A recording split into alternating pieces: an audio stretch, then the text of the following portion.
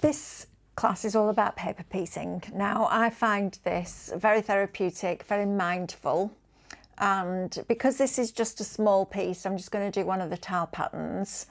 I'm going to cut all the colours, all the pieces out of all the colours, but I will talk you through what you would do if you were doing a bigger piece and you didn't want to waste all that cardstock.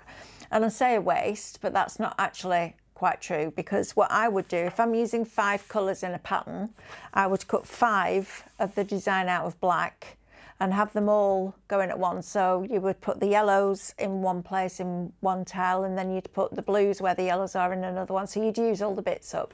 You just mix and match. So if you're going to make one, you might as well make as many colours you've got. So if you're using 3 colours, you could get 3 out of it. If you're using 5 out of it. So that's kind of where we're at.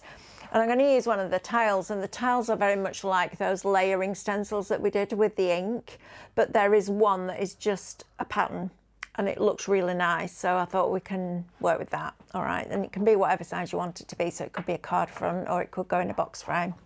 So I've come into the projects on the USB, and I'm going to scroll down until I get to the tile patterns.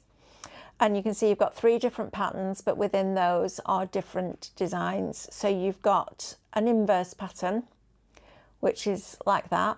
That's quite a nice masculine one. Looks a bit spiderish to me, that. Quite like that for a masculine one. Then you've got another layer that works with that. Then you've got your pattern 1, which is the one that we're going to paper piece with. You've then got your pattern 2, which is another part of that you would ink through or paper piece with. And then you've got pattern 3. So that you can see that's not necessarily one that you would use by itself, but it works within with the other 2 layers, if you like. So I'm going to use pattern 1, and I'm going to press OK, and I'm going to group that together. So we go multiple select, everything on the mat, press OK, and we go to object edit and we group it together. And what that does then is cut it out of card. And I like to use either black or white. If I'm using really bright colours, I like to use black, because it's so, well, it's obviously really dark because it's black, but it pushes everything that you put on top of it or in it forward. So the black colours will recede and it will push everything forward, whereas white will stay forward and the colours will almost come back a little bit. So it depends what kind of look you want. But some of the floral ones look really nice like this. In fact, I'll just show you this before we start, because this was one that I did just to show you what you can achieve. It's quite it's very stained glass window-ish. It looks lovely. And it's just nice to have. I've only used 1, 2, 3, 4 colours on there. 1, 2, 3, yeah, 4 colours. Count them. But it looks really nice. But if you did that in metallics, it would look completely different again.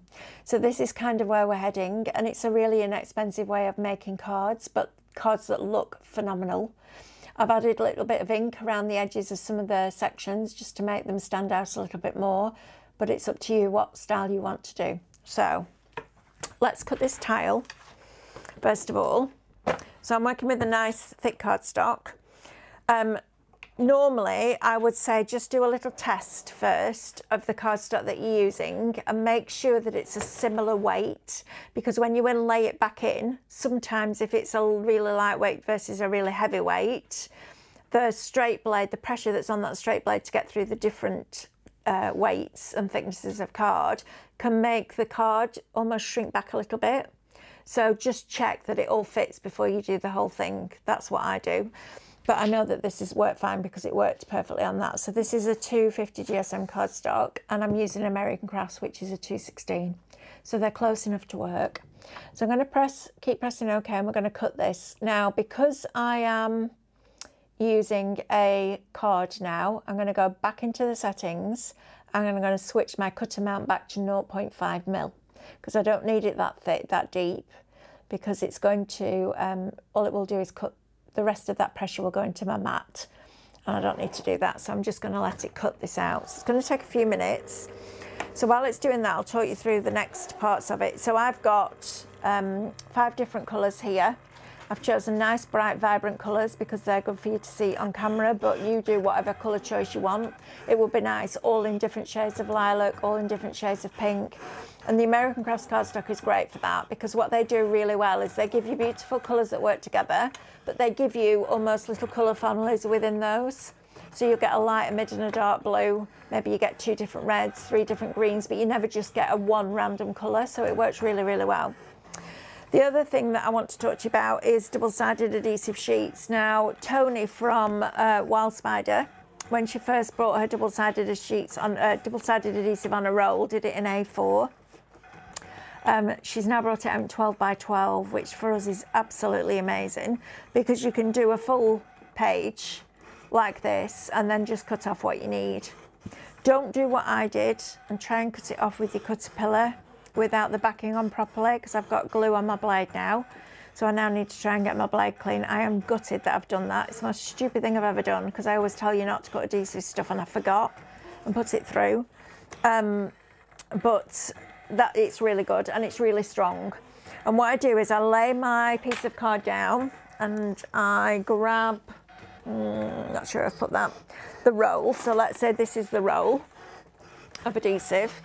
I put my card flat, I pull out the adhesive sheet like this, and then I let it just go in the middle and then gently press out. Don't put your sheet down and then try and put your card on it, because it will attract it with static because it's got plastic backing. So put it down, put your double-sided adhesive on, and then just leave the backing on until you're ready to work with it. It's a really good strong adhesive. It's also acid and lignin free, so if you're using it in scrapbooks, it's perfect for that too. So we've got a little bit further to go. So I'm just going to start cutting this card down. I've obviously cut stuff out of this before because it's got rectangles cut out of it. So I'm just going to trim away those bits that I don't need. So we've got a nice clean space to work with. Right, so this is cut perfectly, as you can see. I'm going to unload my mat. And while I'm doing this bit, I am going to, while I'm sticking this down, I'm going to get the next colour cutting. So as I said, have a few going at once, and then you're not wasting all those bits of cardstock. I'm just doing this quickly because we've got loads to do, and I don't want you to sit there waiting for me to do 5 of the same thing, because that wouldn't be very educational at all. So I'm going to use that one, and please forgive me because I know a lot of you will be like, oh, she's wasting all that card. I'm going to teach you a technique to get this off. So we're going to do another one after. I'm going to teach you a technique to get this off. In fact, no, I'll just do it now because I need the mat. So just with my scraper, getting in there, getting all these bits off. If your card ever sticks to your mat and you can't get it off, please don't spend hours doing this. Put it under the tap, let it just cold water, just let the water penetrate through the card. It then goes a bit mushy and you just scrape it off, because you don't want you to damage the adhesive that's already on the mat. All right, so don't spend hours doing that. I've had a couple of emails from people recently who said, spent 3 hours trying to get it off the mat. I'm like, yeah, just stick it under the tap. So I'm going to pop this in here. Now, if you are working with random pieces of card that don't have any, you know, specific areas like big enough like this, that I know it's going to work anyway, then just scan it in. So scan the card in so you can see where you're using. Now, with this cardstock, because it is lighter weight, it's not as dense as the black card that I've used. When I come to cut this again, because I don't need to move that shape, it's all ready to go.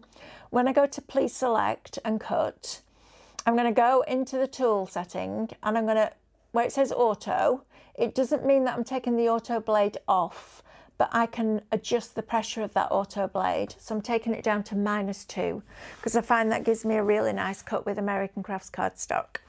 So depending on the age of your blade, but I find a negative pressure works really well.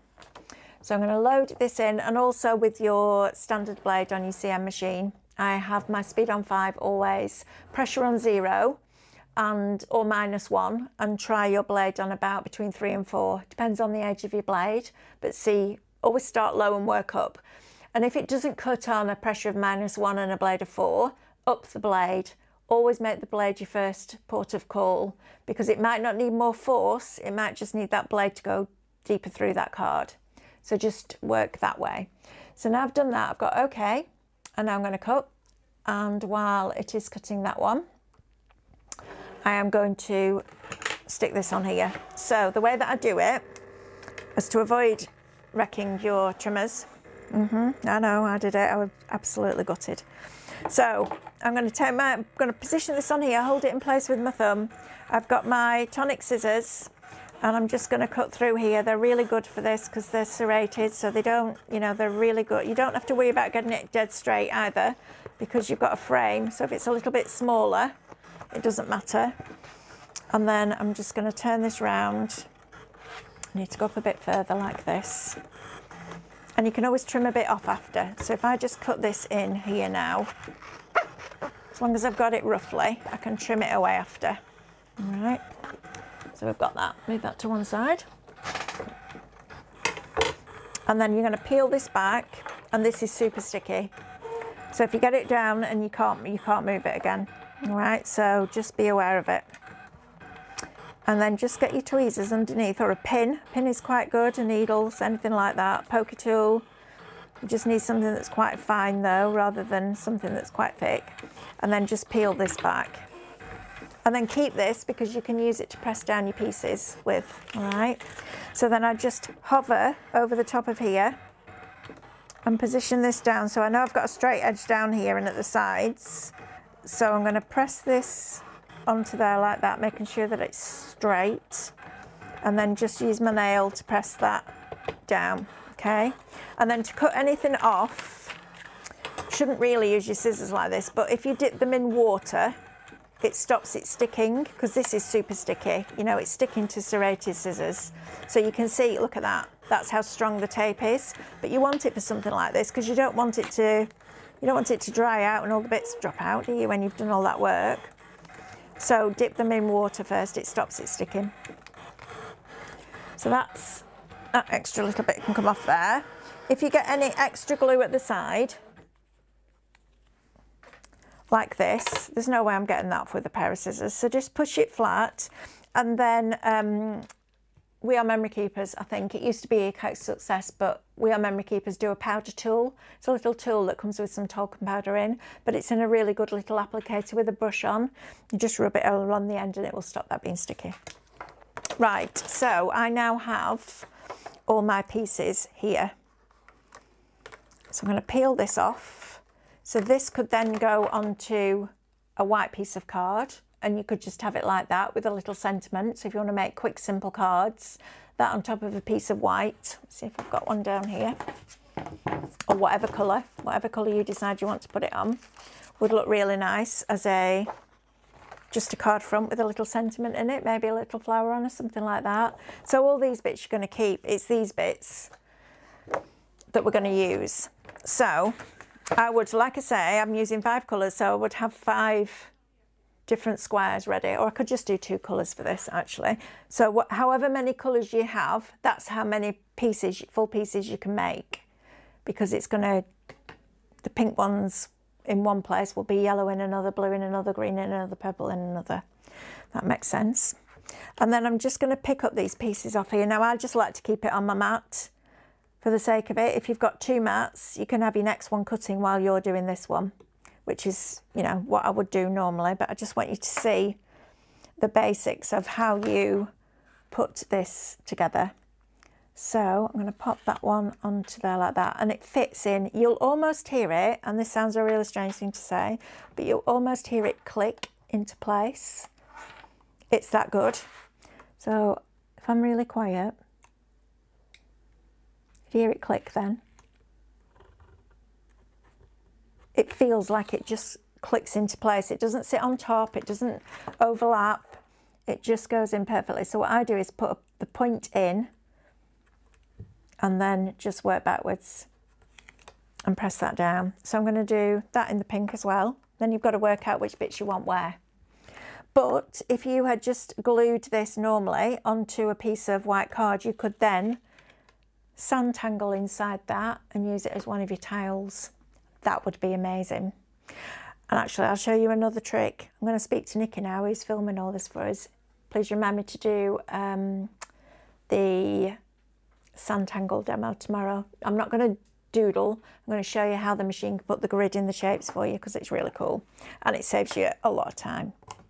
But these as tiles will be really lovely. So I think, you know, even quilters, you could use this as a design on your quilt block, because it'll cut fabric. If you iron heat and bond, something like that on the back, take the paper backing off and put it on a low tack mat, it'll cut through it like a breeze. Loves quilting cotton. And with the SDX 1200 you get the fabric blade that goes with it. So you're already set to go. On the SDX 900 you would need to buy it. On your CM machines for fabric you will use a speed of 5, a pressure of 5 and a blade of 5 with a new blade with the standard blade, and that will cut through the fabric and your stabiliser. But you must remember to take the paper backing off your stabiliser, because otherwise that will stick to your mat and the fabric will start to move around. Right, so I've got that bit there. I might go in and do these pieces here, going round here, just so that I don't have to keep cutting all these pieces out, but you can see it finished. I might just do it in 2 colours. So I'm just pressing down, and if you find that the card is almost flicked back a little bit, it will do, because we're asking a moving blade to make a really tight turn, and it's capable of doing it, but just be aware that you might get like a little frayed bit on the end, but you just press that down with your tweezers and you don't even notice it. So put the shape in and just be confident with it. Don't go, oh, I'm scared, because this happens then. You end up taking it out and putting it back in again, which isn't easy. But until you press it down, you've got a little bit of time, but not a lot. So if you can do it in one go, it's much easier. So I just pop that in there, bring that round, press that down, and then just go over the corners. If you find your hands are sticking, use this just to cover up your work. Putting your fingers on there isn't going to take the tacky away in the time that we're going to spend doing this. But if you find it's irritating you, then you can do that. This could be gilding flakes, which we're going to do. It could be glitters. It could be all sorts of stuff, whatever you want it to be. Whatever will go onto a dry adhesive. So then next piece is going in. Like that. And if you want to, you can just press down with that as well. Give it a really good press down. I tend to do that at the end when I've got all my pieces in. I have to be careful when I'm doing this that my tongue doesn't stick out, because it naturally wants to do that. Yeah, I have to think about all these things, you know. Don't do this when I'm doing it on my own. There's all sorts going on when I'm doing it on my own. Right, I'll do this last piece in there. So now I can go in and do the next colour. So I think we'll do teal for the next pieces. So again, please forgive me, I'm going to sacrifice these pieces so I can cut it again out of the turquoise card.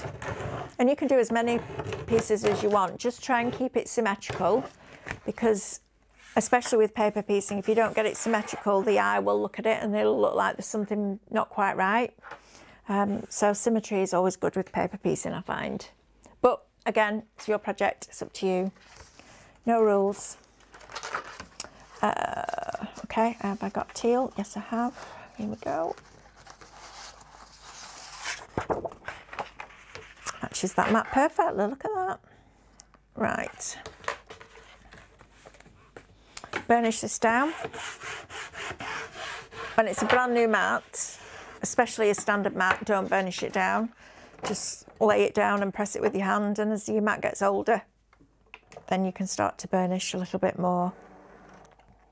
But at least we've got the stencil glue now that we can retack our mats with, which is brilliant. So we're going to press OK and please select and cut again. And then start, and then that's going to cut that. So these are really, you know, really quick, simple cards. So you could do them any size that you want. You could separate the height and the width and stretch it, but you will get to a point where it looks wrong because it's been overstretched. But if you wanted to make a dozen of these, put them in a little box with envelopes, these will be great notelets for the kids to say thank you for presents and things like that. Or you could do it full scale and put it in a 12 by 12 box frame. And I was really quite thorough with the team about what we designed for this USB, because I was very aware that I wanted you to be able to get so many different techniques out of these stencils, rather than it just being a stencil, because there's no stenciling going on here. This is now just a cutting file. But the other layers, along with this one, mean that you can use it with ink, you can use it with paint, you can do gilding flake, all those different things. So I think you'll really like this USB. There's 100 stencils on, which is a phenomenal amount. You know, if you bought a stencil for £1 each, you're at £100. So it's great value, but I'm really, really pleased that we're managing to do these videos for you, because it's nice for you to sit and see and maybe craft along with some of these as well, rather than just reading it in a booklet. Can't do it for all of the cutting craftoriums because there isn't enough hours in a day, unfortunately. And some of the projects might take 2 or 3 days just to do one. So, but for this, I thought it was really important. So I'd like your feedback to see if you like it or not. And then if we ever do anything similar to this again, we can do it again. So nearly there with this one. You could, just looking at it now, you could, when you do your colours, cut it without the outside edge. So ungroup it, remove the outside edge, and then that would cut into your cardstock. So then you could use that to ink through. You could use it as a different technique. You could put it behind an aperture. So maybe you cut an aperture in your card and you stick it behind. So there's lots of different ways, but I think you'll find that when you do one design and you do one technique, it will lead you on to something else. And it might be a technique that I've done with you, it might be something that you've seen on YouTube or wherever, and you might think, well, try it with those stencils. But the great thing about having the designs on your USB is you can resize them. So you're in complete control of the project that you're doing, which is phenomenal. Because I've done it loads with stamps, dies, things like that. I've gone, oh, that could just be doing with being a bit bigger.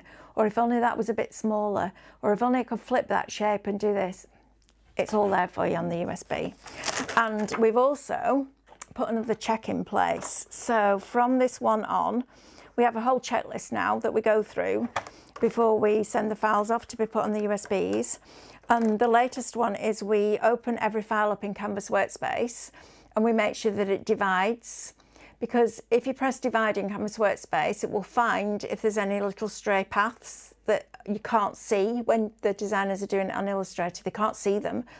But when you press divide, so that you can weld a shape or do different things with the shape, it finds it, and they can now discover which part it's in and they can take it out. So every single one of these has been checked with that check, which means that it gives you another whole level of creativity, because you can do so many different things with it then in Canvas Workspace. So we'll do some of that tomorrow, and we'll do it with this USB so we can give you a head start. And I'm going to do some of that on the shows as well. And I know some of you might be watching this 2 years down the line, so the shows will have been and gone by then. But at the moment we're in April. So, and it's 2021.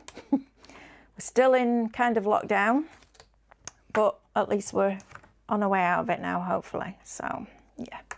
So I'm just going to pop these teal pieces in. And the black really makes it pop. It's nice to work with black. I like it. I think it really works with this technique very well. So I'm just going to be quiet now. Yeah, I know. Thank goodness. I know, I hear you.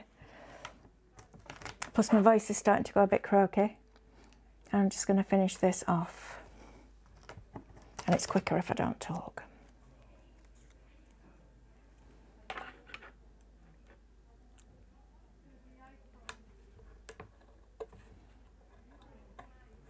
I'm just using my tweezers to get those little bits that might have just pulled back on themselves, a card. Like there, I've got one, just to straighten that out so it looks nice and neat.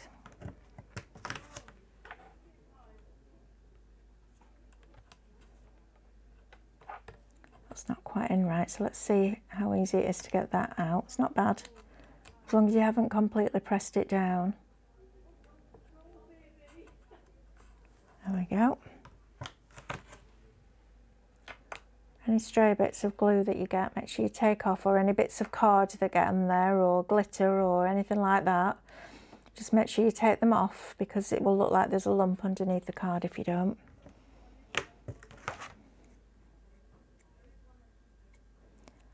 Let's get those little bits in there.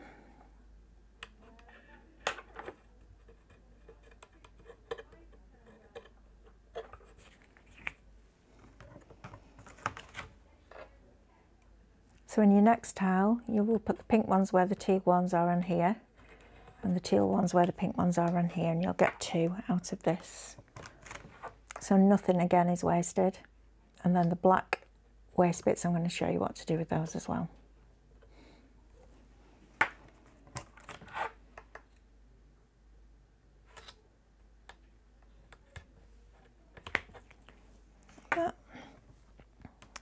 These corners. So it's quite quick. It's as quick or as slow as you want it to be, really. If you're doing a bigger piece with more colours and more design, it will take you a bit longer. But we craft because we enjoy it. It's not a race, is it? You know, we want to go in our craft rooms and just leave the rest of the world behind for a while, don't we? So it is nice to do. It's nice for the children to do as well. Get them used to hand-eye coordination and things like that. Putting colours together. Because it's our job to teach the next generation now. And then last but no means least, these little pieces in here, just slot in.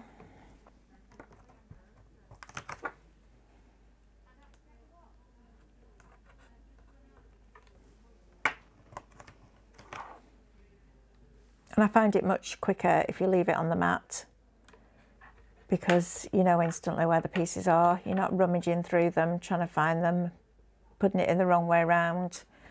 You know, it's just so easy, just working off your mat. And then the last pieces can go in here.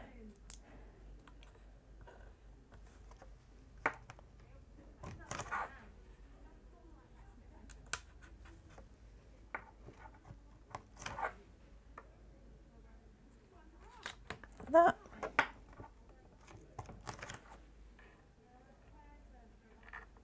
And that is your tile then done. Get rid of that bit of glue, that will really annoy me. You won't even see it, but it'll drive me bonkers, that. And then I just take my piece of plastic, take my spatula. It could be the spatula that comes with your machine if you haven't got this one, and just burnish it down. And that will put everything where it needs to be. Make sure that everything's pressed down nice and even, and that is your tile. And then if you want to go ahead and do a bigger piece, like this one, with different colours, then that's an option too. But it's just a nice way of using your files in a different way, other than inking through them or painting through them, pasting through them. But that could be a really grungy mixed media piece of work. And all those different techniques that I've taught you so far, you can do with that, which just is amazing. I mean, the black frame with on top of the U-Po would look phenomenal, wouldn't it? Or the dough flex, you know, using alcohol inks on that, that would look great too. So yeah, just another really cool technique, and I'll tidy up and get ready for the next one.